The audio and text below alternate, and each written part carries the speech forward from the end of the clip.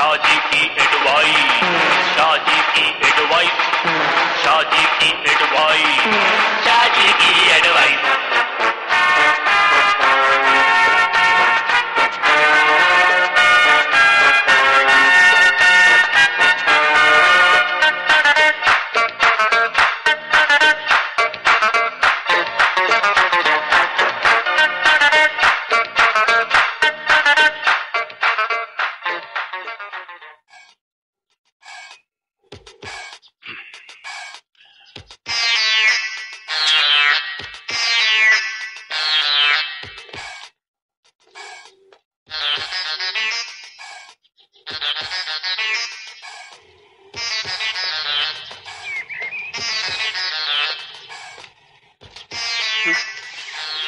एक तो अपने पड़ोसी बड़े अजीब है, जरा उधर देखो।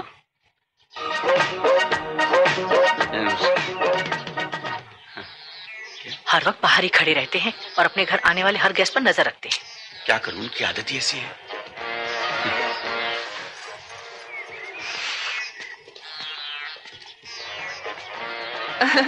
लगता है किसी का इंतजार हो रहा है। हाँ, कुछ मेहमान आने वाले हैं, उन्हीं का इंतजार कर रहे हैं। कोई खास ही मेहमान होंगे? नहीं, आम ही है। आम मेहमान तो आपके घर आधा घंटा घंटी बजाता रहे तो आप दरवाजा नहीं खोलते। वो कहीं अपनी बेटी नीलम के रिश्ते के लिए तो नहीं? आपसे क्या छिपाना, नीलम को देखने के लिए ही लड़के वाले आ रहे हैं। हमें तो पहले ही शक था, इसलिए हम तैयार होकर बाहर खड़े हो गए थे। क्या मतलब? अच्छे पड़ोसी होने के नाते जैसे ही हमें पता चला कि आपके यहाँ खास मेहमान आने वाले हैं, तो हम लोग जरा तैयार होके बाहर आ गए। यहाँ तक कि हमने अपने नौकर को भी कहा है कि साफ सुथरी कमीज पहन ले। अब देखिए ना, जैसे ही आपके मेहमान गाड़ी से उतरकर इधर उधर नजर दौड़ाएंगे तो उन्हें लगेगा कि एक बड़ी अच्छी लोकेलिटी है, यहाँ पढ़े लिखे लोग रहते हैं, तो हमारे कारण आपकी भी इज्जत बढ़ेगी। बहुत बहुत शुक्रिया, आपको हमारी इज्जत का इतना ख्याल है। मोहनलाल जी, रिश्तों के मामलों में मुझे बहुत एक्सपीरियंस है। आप कहें तो मैं एक सलाह दूं? देखिए शाहजी, आप हमारे पड़ोसी हैं, हम आपकी इज्जत करते हैं, लेकिन प्लीज आप तब तक सलाह न दें जब तक हम सलाह खुद न मांगे। Please don't mind. माइंड तो क्या करना, लेकिन मोहनलाल जी मैंने सैकड़ों लोगों के रिश्ते करवाए हैं। शाहजी, रिश्ते के मामले में जब कभी सलाह की जरूरत होगी मैं खुद मांग लूंगा। अरे, लगता है वो लोग आ गए। हमारा ही पता पूछ रहे हैं। सुनो, हाँ? अंदर चलो, अंदर चलो।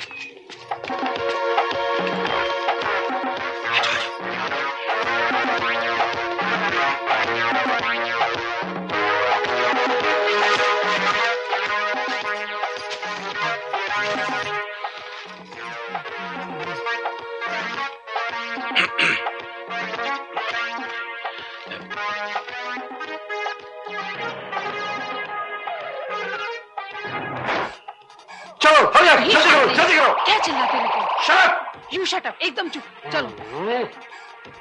नीलम, खिड़की से झांकना अच्छा नहीं लगता। माँ, मुझे देखने तो दो, पता नहीं कौन नमूना आ रहा है।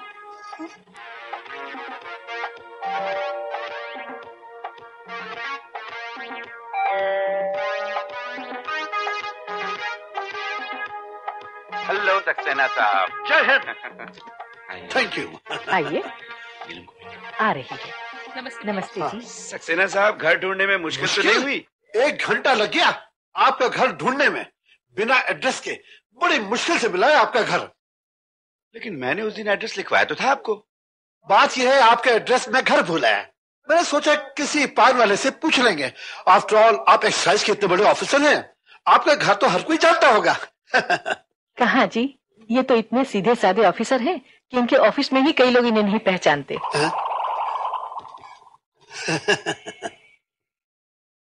आओ बेटी, ये सक्सेना साहब और ये मेरी बेटी नीलम है। नमस्ते। सिट डाउन बेटा। इंग्लिश में एमए कर रही है, बीए में फर्स्ट डिवीजन आई थी और स्कूल में तो थ्रू आउट फर्स्ट आती रही। बाय द वे, ये मकान आपका अपना ही है ना? जी हाँ, अभी हाल में ही बनवाया है डिपार्टमेंट से लोन लेकर। हमारी जिंदगी की तो सारी कमाई इसी मकान में लग गई। जी, आपको तो पता है कि ईमानदार आदमी नौकरी में बचा ही कह सकता है, लेकिन हम लोग खुश हैं क्योंकि ईमानदारी की नौकरी में एक अपना अलग ही मजा है। मजा? कैसा मजा? जाओ बेटी, चाय ले आओ। लाई माँ। सक्सेना साहब जी? आपको विजिलेंस डिपार्टमेंट में आए हुए कितने साल हो गए? साहब सक्सेना साहब को विजिलेंस डिपार्टमेंट में आए करीब 3 साल हो गए हैं। अच्छा, विजिलेंस तो खासा अच्छा डिपार्टमेंट माना जाता है।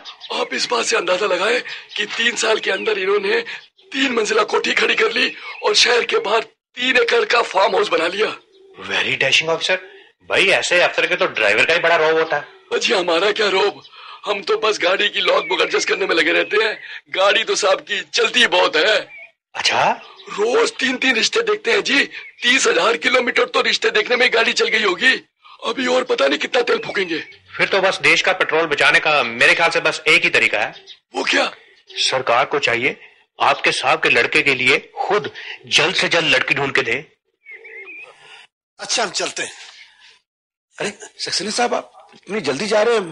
बैठिए ना। आप तो हमें 2 एक जगह और जाना है और हम लोग जो फैसला करेंगे आपको बता देंगे। धन्यवाद। ये समोसे बहुत टेस्टी है। हाँ लीजिए। Thank you. I give it to my wife. Okay. Sorry. अब चलो मूव। सक्सेना साहब, अगर आप कहें तो अगले हफ्ते हम खुद ही कांटेक्ट कर लें। नहीं नहीं, आप तकलीफ मत कीजिए, हम खुद ही आपको बताएंगे जो हमारे आपस में फैसला होगा। बात यह है, जरा समझो, रिश्ते के मामले में जल्दीबाजी अच्छी नहीं होती। ना ना, वो तो ठीक है, जैसा आप ठीक समझे। नहीं, अच्छा हम चलते हैं। अच्छा नमस्ते। अरे छोड़ो, हरी अप हरी अप। अच्छा नमस्ते। Come on hurry up, don't miss time, start. Thank you. Once again thank you.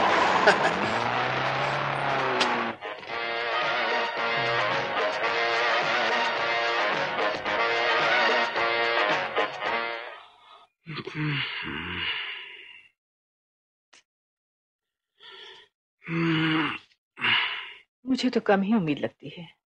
मुझे भी कोई उम्मीद नहीं। उन्होंने लड़की के कॉलेज के बारे में, उसकी पढ़ाई लिखाई के बारे में कुछ पूछा ही नहीं। मम्मी, मैं भी अगले जन्म में लड़का बनूंगी और शादी से पहले कम से कम 10,000 लड़कियां रिजेक्ट करूंगी। बेटी, वो लोग तुम्हें रिजेक्ट करके नहीं जाते, बल्कि मुझे रिजेक्ट करते हैं। जैसे मैं लोगों को बताता हूं कि मैंने सारी जिंदगी ईमानदारी से नौकरी की, तो लोगों के चेहरे का रंग ही उड़ जाता है। मुझे लगता है पड़ोसियों की लड़की लड़के वालों को पसंद नहीं आई। ये लड़की उनकी सुंदर है, अच्छी है, कोई ना कोई रिश्ता तो मिल ही जाएगा। बात तो सही है। नहीं जी, बात तो सारी किस्मत की है। अब मुझे देखिए, पढ़ी लिखी हूँ, सुंदर हूँ, मेरे घर वालों ने पूरा जोर लगा लिया, लेकिन उन्हें क्या मिला? आप? दरअसल मैं भी तुम्हारी तरह ना गलत फहमी में मारा गया। कौन सी गलत फहमी?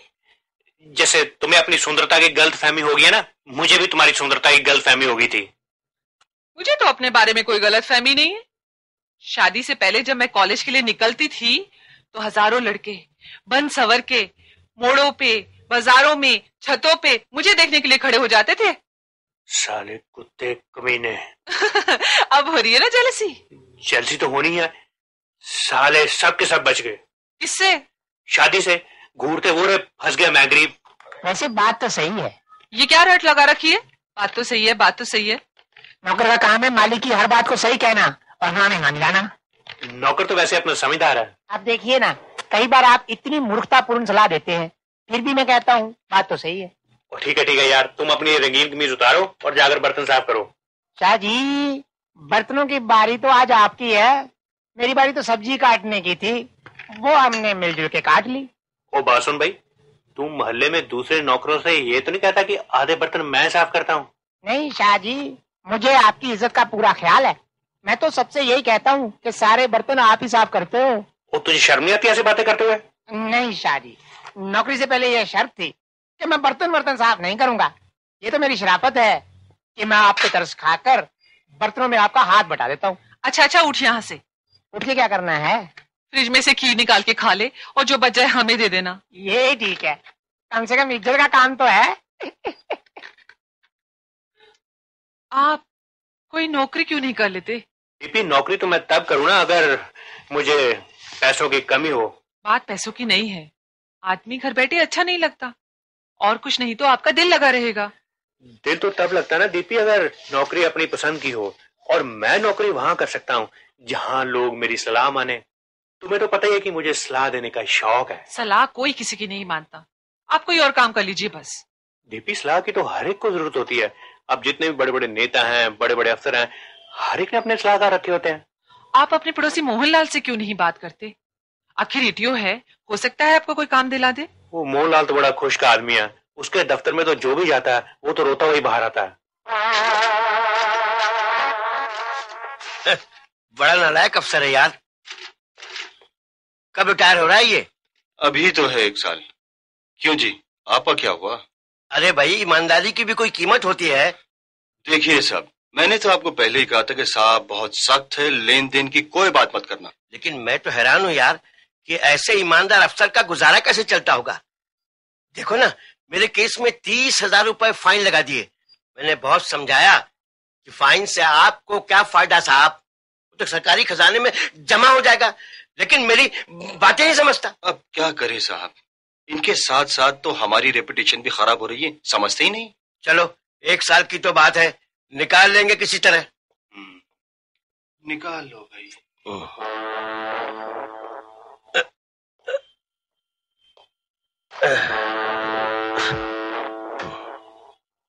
आज शीला बहन आई थी, अपने राजन के लिए एक बहुत अच्छा रिश्ता बता के गई है। शीला बहन ने आज तक कभी कोई ठीक रिश्ता बताया है?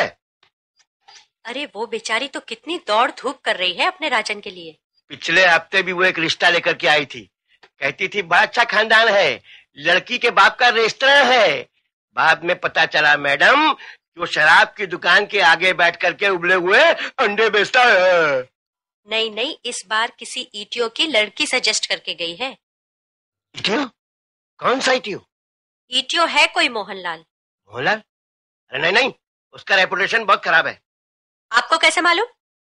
अरे मैं जानता हूं उसे अच्छी तरह। आज ही उसके दफ्तर में मेरा केस था, 30,000 रुपए का फाइन ठोक दिया उसने मेरे ऊपर। मैंने बार बार हिंट किया कि फाइन छोड़ो यार और बताओ क्या सेवा करूं, लेकिन नहीं, ऑनेस्टी पर लेक्चर देने लगा मुझे। मुझे ऐसे ऑनेस्ट ऑफिसर बिल्कुल पसंद नहीं है। क्या पता उनकी लड़की सुंदर हो और अपने राजन को पसंद आ जाए। अरे मैडम, शादी ब्याह में लड़की नहीं खानदान भी देखा जाता है, उसकी रेपुटेशन भी देखी जाती है। सारा शहर जानता है कि मोहनलाल एक ईमानदार आदमी है। एक तो ईमानदार आदमी, ऊपर से सरकारी अफसर। क्या दे देगा अपनी लड़की को दहेज में? उसने अपने कार तक के सरकार से कर्जा लेकर खरीदी है। डैडी, मैं आप लोगों को पहले भी कह चुका हूं कि मैं दहेज में कुछ नहीं लूंगा। लेकिन शादी जरूर करवानी है, तो ऐसे ही भगा के ले जा किसी छोरी को अपने साथ। बेटा, बिना दहेज के शादी के क्या मानी, हुई ना हुई बराबर है। डैडी, शादी मेरी है, इसलिए मर्जी मेरी है, जैसे मर्जी करवाऊं। और वैसे भी मुझे दहेज प्रथा से सख्त नफरत है डैडी। अबे उल्लू की तुम, ऐसी विचारधारा लेकर तूने मेरे ही घर में जन्म लेना था? डैडी, मैं तो आपसे डोनेशन मांगने वाला था। हम यूनिवर्सिटी में एक एंटी डाउरी कैंपेन कर रहे हैं, जिसमें हम कई स्टूडेंट्स मिलकर ये शपथ उठाएंगे कि हम दहेज नहीं लेंगे। वाह बेटा वाह, मैं तो शुरू से ही कहता था कि तुम्हारा लाडला बेटा एक दिन हमारे खानदान का नाम मिट्टी में मिला देगा। मेरी तो ये समझ में नहीं आता है कि तुम्हारे खानदान की शान किस चीज से बढ़ सकती है। तुम्हारी समझ ही इतनी है, जितना समझ में आए उतना ही करो। लो ये बैंगन बनाओ जाकर। अगर बैंगन बनाने हो तो सबसे बढ़िया तरीका यह है कि बैंगन को ना आप पहले साफ पानी से धो लें। धोने के बाद उन्हें काट कर आप अलग रख लें। उसके बाद प्याज टमाटर का मसाला। आप चुप नहीं रह सकते? नहीं, मैं तो आपको बैंगन बनाने का एक नया तरीका बता रहा हूँ। मुझे पता है, मैंने पहले सैकड़ों बार बैंगन बनाए हैं। आप तो ऐसे कह रहे हैं जैसे आपने मेरे हाथ के बने बैंगन कभी खाए नहीं। लेकिन दीपी, मैं तुम्हें ऐसे बैंगन बनाने का तरीका बता रहा हूँ जो खुशी खुशी खाए जा सके। आप सारा दिन मेरे पास बैठे बैठे सलाहें देते रहते हैं, कोई काम धंधा क्यों नहीं शुरू कर लेते? भगवान, हमारे 2 शोरूम है, उनका 25,000 रुपए किराया आता है। भला और पैसा कमा के हमने क्या करना है? पैसे कमाओ या ना कमाओ, लेकिन कल से सुबह खाने का डब्बा लेके 9 बजे घर से निकल जाया करो और शाम को 5 बजे से पहले घर मत आया करो। क्यों? मैं सारा दिन आपकी सलाहें सुन सुनकर थक जाती हूँ। आप प्लीज कोई काम धंधा शुरू कर लें। दीपी, मैं जा रहा हूँ। मेरे जाने के बाद अपना और सारे घर का ख्याल रखना। पहले भी तो मैं ही ख्याल रखती हूँ। आप जाइए, आपको देर हो जाएगी। नहीं, अभी है मेरे पास 1 आध मिनट। अगर मेरी आरती उतारनी हो तो तुम उतार सकती हो। शाह जी, आप अकेले नहीं, मैं भी आपके साथ जाऊंगा। आपकी नई दुकान में आपके साथ हाथ बटाऊंगा। Shut up! डोंट फॉरगेट कि तुम एक डोमेस्टिक सर्वेंट हो। मुझे चाहिए वहां एक कमर्शियल सर्वेंट जो मेरी तरह इंटेलिजेंट हो, पढ़ा लिखा हो,